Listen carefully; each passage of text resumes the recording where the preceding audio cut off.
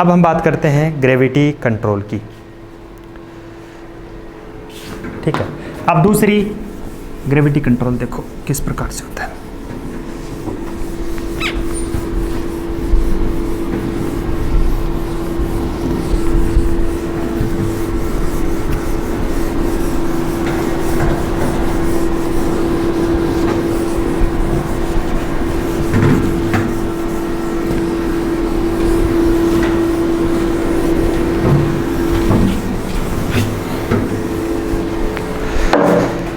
Gravity control.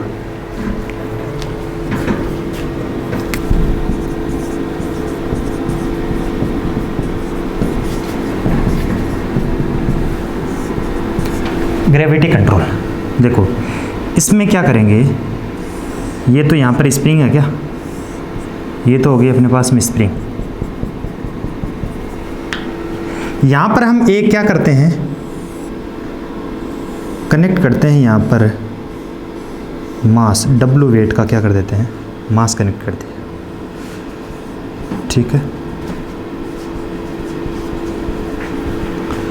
अब जैसे ही spindle क्या होगा, जैसे मान लो स्पाइंडल क्या हुआ, थीटा एंगल से यहाँ पर आया, थीटा एंगल से क्या हुआ, यहाँ रोटेट। इस प्रकार से एक और चीज़ लगाते हैं यहाँ पर, फिर जीरो एडजस्टिंग वेट भी यहाँ पर कनेक्ट कर देते हैं। जीरो एडजस्टिंग वेट यहाँ पर क्या करते हैं,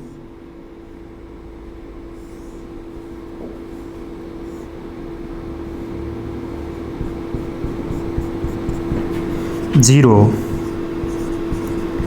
एडजस्टिंग वेट, यहाँ पर जीरो एडजस्टिंग वेट भी यहाँ पर क्या कर देते हैं, कनेक्ट, इसको बैलेंस रखने के लिए। अब देखो जैसे ही स्पाइंडल क्या हुआ, इसकी लेंथ है ये h है।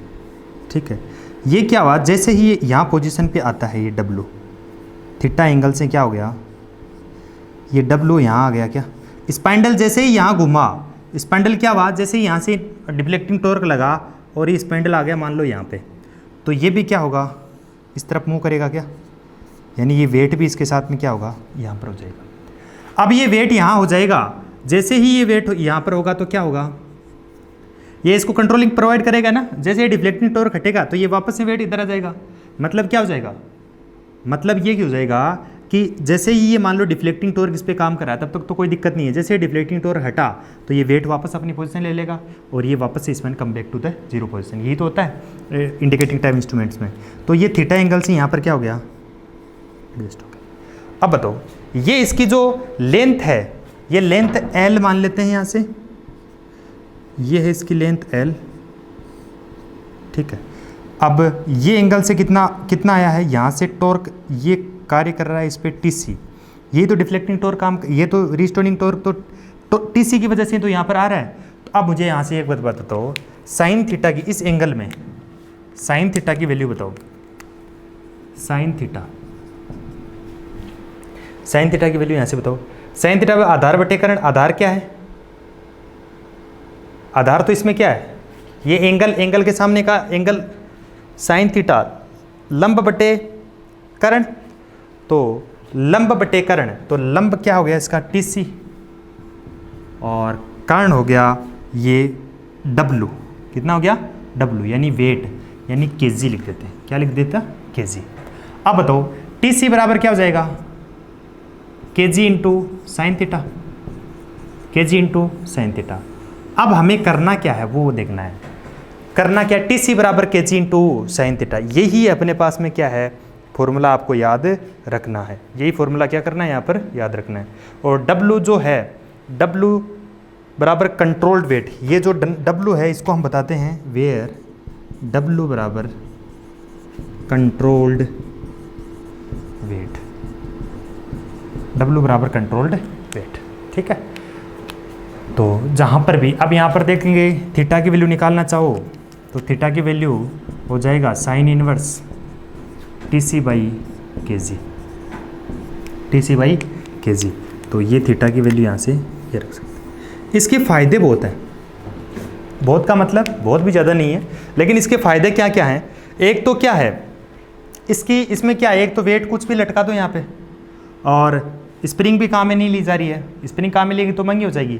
लेकिन यहाँ तो कुछ भी वेट आप कुछ भी यहाँ पर कोई भी वेट आपको तो लटकाना, ये कुछ जरूरी थोड़ी ये सोना चांदी का ही हो, कुछ भी वेट लटका दिया तो पहली बात तो इसकी कॉस्ट क्या हो जाएगी, कम। कंट्रोलिंग की बात कर रहे हैं, इंस्ट्रूमेंट तो है जो है, तो एक तो कॉस्ट कम होगी। एक दूसरा बताओ, इसका कोई एजिंग इफेक्ट है क्या? एज स्प्रिंग तो कुछ टाइम के लिए बाद में कंप्रेस और इसको खींचोगे तो उसकी कुछ ना कुछ इफिशियंसी डाउन हो जाएगी, लेकिन ये वेट तो लटका हुआ, इसकी क्या इफिशियंसी डाउन होगी? तो इसमें नो एजिंग इफेक्ट का मतलब ये होता है कि कुछ टाइम के बाद में, यानी काफ़ी टाइम तक ये खराब नहीं होती है, तो नो एजिंग इफेक्ट हो गया। दूसरी बात बताओ, एक नो टेम्परेचर इफेक्ट। अब ये वेट लटका हुआ है, स्प्रिंग में टेम्परेचर का फर्क पड़ेगा, जैसे जैसे टेम्परेचर बढ़ाओगे तो उसकी प्रॉपर्टी चेंज हो जाएगी।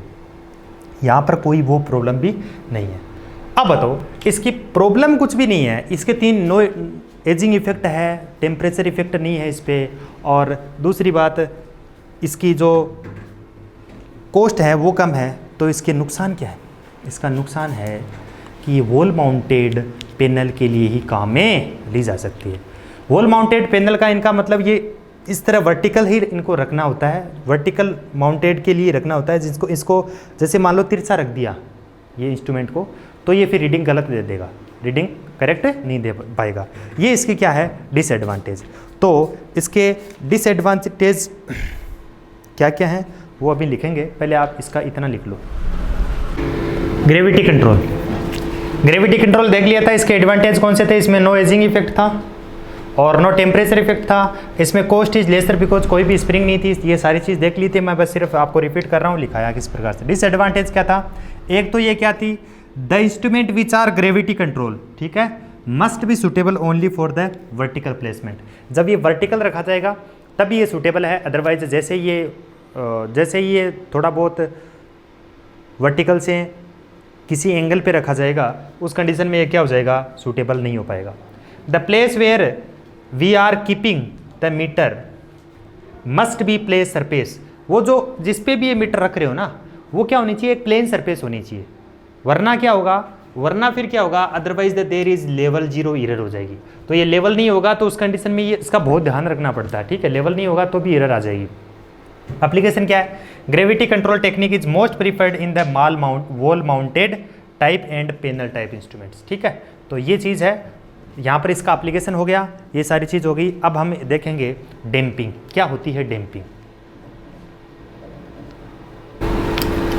अब हम देखेंगे डैम्पिंग टेक्निक। अब डैम्पिंग कितने प्रकार की होती हैं? डैम्पिंग में एक डैम्पिंग होती है, एक डैम्पिंग होती है एयर फ्रिक्शन डैम्पिंग, दूसरी फ्लूइड फ्रिक्शन डैम्पिंग, और तीसरी हम बात करेंगे ईडी करंट डैम्पिंग। पहले अपन 2 की बात कर लेते हैं, फिर बात करते हैं ईडी करंट डैम्पिंग की। अब देखो डैम्पिंग क्यों काम में ली थी, हमें मालूम है ये क्या थी, अपने पास में स्केल थी, ये स्प्रिंग है, ठीक है, और स्प्रिंग कंट्रोल मान लेते हैं, यहाँ पर स्पैंडल था, ये फुल स्केल है। अब हुआ ये था कि जो स्प्रिंग इधर है, डिफ्लेक्टिंग टॉर्क 0 पोजीशन से इसको चलाने के लिए किसकी ज़रूरत है, डिफ्लेक्टिंग टॉर्क की। ये मान लो डिफ्लेक्टिंग टॉर्क लगा तो इधर यहाँ पर आके ये रुका और यहाँ पर इस पर क्या कार्य कर रहा है, यहाँ पर इस पर एक तो डिफ्लेक्टिंग टॉर्क काम कर रहा है और स्प्रिंग की वजह से कंट्रोलिंग टॉर्क काम कर रहा है। और ये पोजीशन हमने ली थी इक्विलिब्रियम की, यानी यहाँ पर क्या है, इक्विलिब्रियम की कंडीशन है, यानी ये फिक्स हो गया। लेकिन प्रॉब्लम क्या थी, ये यहाँ पर क्या करेगा, डिफ्लेक्टिंग टॉर्क की वजह से तो ये इधर जाना चाहेगा, कंट्रोलिंग टॉर्क की वजह से ये आ जाएगा, ये रुक तो जाएगा, लेकिन फिर भी ये इसके रीडिंग के आसपास क्या करेगा, धीरे धीरे ऑसिलेशन करता रहेगा। इस ऑसिलेशन को रोकने के लिए डैम्पिंग टेक्निक अपन यूज करते हैं। तो उस डैम्पिंग टेक्निक में 3 है, एक तो एयर फ्रिक्शन डैम्पिंग, दूसरा फ्लूइड फ्रिक्शन डैम्पिंग और एडी करंट डैम्पिंग। अब इन तीनों में देखनी है। सबसे पहले बात करते हैं एयर फ्रिक्शन डैम्पिंग, मतलब to damp out the oscillation we have to use damping technique. तो ये डैम्पिंग टेक्निक को रोकने के लिए देखो, सबसे पहले एयर फ्रिक्शन डैम्पिंग की मैकेनिज्म समझनी है। देखना इसमें क्या होता है, ये एक एल्यूमिनियम का चेम्बर है, ये एक चेम्बर है, एयर चेम्बर है, इसमें क्या भरी रहती है, एयर भरी रहती है, ठीक है, इसमें क्या भरी रहती है, एयर भरी रहती है, ये इसमें एयर भरी है पूरे में, ठीक है, एयर तो भरी रहती है। एक बात, अब देखो ये इसमें एक क्या होता है, ये मूविंग सिस्टम है, ये क्या है, एक एल्यूमिनियम पेन है। जो कि किस में रखी हुई है, इस एयर चेम्बर में रखी है। ये ओपन एंड है और ये क्या है, क्लोज्ड है। अब सुनो मेरी बात, इसमें एक एल्यूमिनियम वेन जो कि किस में रखी हुई है, एयर चेम्बर में की है, किसके साथ में टच है, किसके साथ में अटैच है, मूविंग सिस्टम के साथ में, किसके द्वारा, लिंक के द्वारा। एक बात, ये मूविंग सिस्टम है। अब देखो, जैसे यहाँ मान लो ये रीडिंग रुकी एक जगह पे, मान लो ये रीडिंग, इधर डिफ्लेक्टिंग टॉर्क काम करेगा और इधर कौन सा काम करेगा, कंट्रोलिंग टॉर्क। ठीक है, अब ये एक पोजीशन पे आके मान लो यहाँ पर ये रुकती है, यहाँ पर क्या, मान लो डिफ्लेक्टिंग टॉर्क TD और दूसरा कंट्रोलिंग टॉर्क TC दोनों बराबर हो गए। यहाँ पर जैसे ये स्पेंडल घुमा, दैट मीन्स ये मूविंग आयरन, ये जो एल्यूमिनियम वेन है वो किसके साथ में टच है, मूविंग सिस्टम के साथ में। जब ये स्पेंडल इधर गया तो ये भी आगे जाएगा। आगे जाने के बाद में इसकी हमने देखा कि नई पोजीशन कहाँ हो गई, ये वाली पोजीशन हो गई। समझ में आ गई क्या बात, नई वाली पोजीशन क्या होगी, ये न्यू पोजीशन, क्या होगी, न्यू पोजीशन। ये इसकी क्या, कौन सी पोजीशन होगी, नई वाली पोजीशन।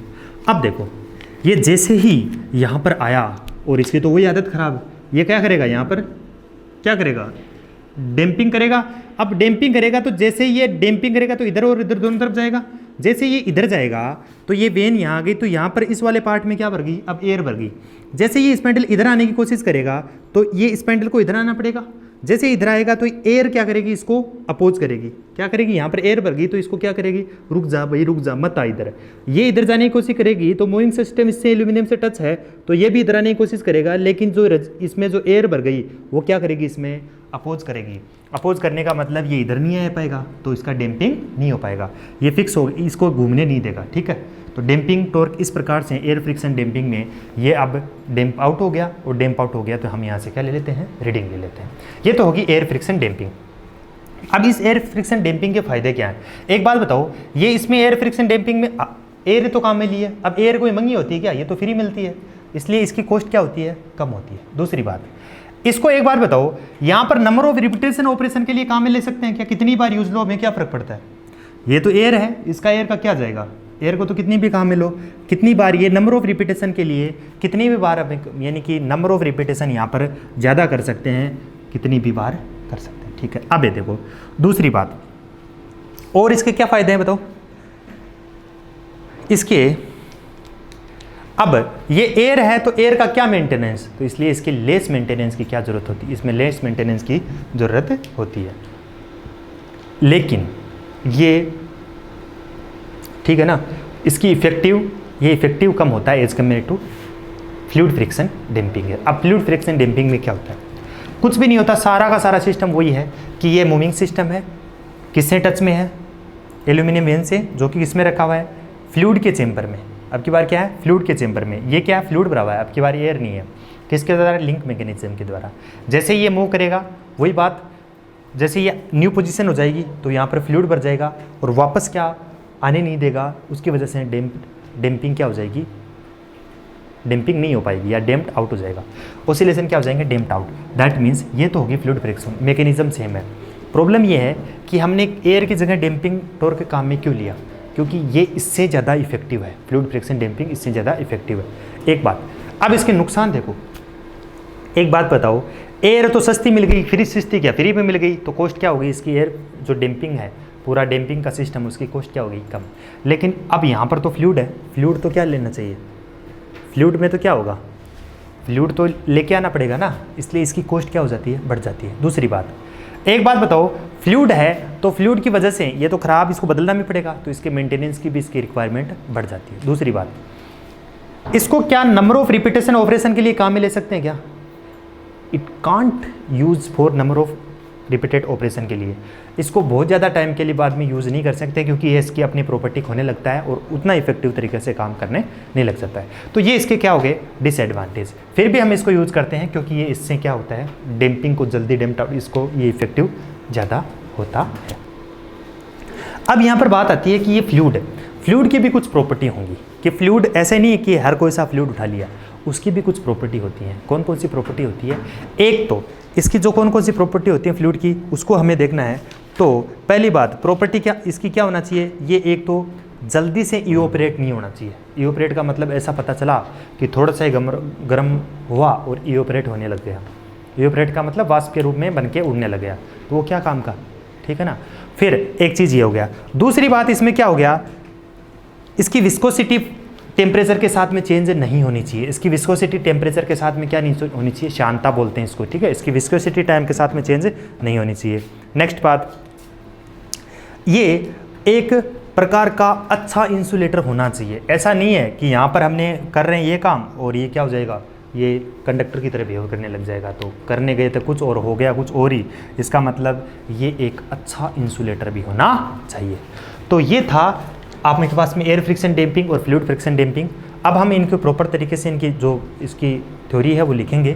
पहले आप ये करो, ये एयर फ्रिक्शन डैम्पिंग और फ्लूइड फ्रिक्शन डैम्पिंग दोनों की थ्योरी एक साथ में लिखा देंगे। पहले आप करो एयर फ्रिक्शन डैम्पिंग और फ्लूइड फ्रिक्शन डैम्पिंग दोनों की क्या कर लो, डायग्राम बना लो। दोनों की क्या कर लो, डायग्राम बना लो। फिर अब हम लिखेंगे इसकी थ्योरी। अब ये एयर फ्रिक्शन डैम्पिंग और डैम्पिंग फ्लूइड फ्रिक्शन डैम्पिंग हमने देख ली थी। इसमें देखो, in air friction damping technique aluminium vane is attached to the moving system with the help of link mechanism देख लिया था। Inside the chamber air chamber में रखा था। किस में रखा गया था, एयर चेंबर में। Friction offered by the air oppose the motion of pointer, ये हमने देख ली थी सारी बातें। एडवांटेज, लेस मेंटेनेंस, कॉस्ट कम होती है क्योंकि एयर ही काम में होती है। रिपीटेड नंबर ऑपरेशन के लिए काम में ली जाती है। अब फ्लूइड फ्रिक्शन डैम्पिंग में वही सारी की सारी कुछ भी नहीं है, यहाँ पर जो एयर चेंबर है वहाँ पर फ्लूइड चेंबर हो जाएगा। और उस फ्लूइड की प्रॉपर्टी क्या होनी चाहिए, वो ये कंडीशन होनी चाहिए, एक तो वो इवेपोरेट नहीं होनी चाहिए जल्दी से। दूसरी बात, विस्कोसिटी टाइम टेम्परेचर के साथ में चेंज नहीं होनी चाहिए। और मस्ट वेरी, ये क्या नहीं चाहिए, कंडक्टर नहीं होना चाहिए, वेरी गुड इंसुलेटर से होना चाहिए। क्या होना चाहिए, वेरी गुड इंसुलेटर होना चाहिए। फिर देखो, इसका फ़ायदा ये है कि एक एडवांटेज, ये इफेक्टिव ज़्यादा है इससे। बाकी इसके इतने सारे नुकसान हैं कि इसको it is difficult to keep the instrument clean. देखो फ्लूइड है तो उसको क्लीन रखना इतना आसान नहीं हो पाता, और मेंटेनेंस इसकी ज़रूरत पड़ती रहती है। और कॉस्ट इज मोर, क्योंकि एयर की जगह फ्लूइड काम में ले रहे हो तो कॉस्ट तो बढ़ी जाएगी, तो कॉस्ट इज मोर हो गई। Can not use for repeated operation, क्योंकि ज़्यादा टाइम के लिए यूज़ करने पर जो फ्लूइड की कुछ प्रॉपर्टी क्या हो जाती है, चेंज हो जाती है, उतना इफेक्टिव काम नहीं कर पाता है। तो ये हो गया अपने पास में एयर फ्रिक्शन डैम्पिंग और फ्लूइड फ्रिक्शन डैम्पिंग।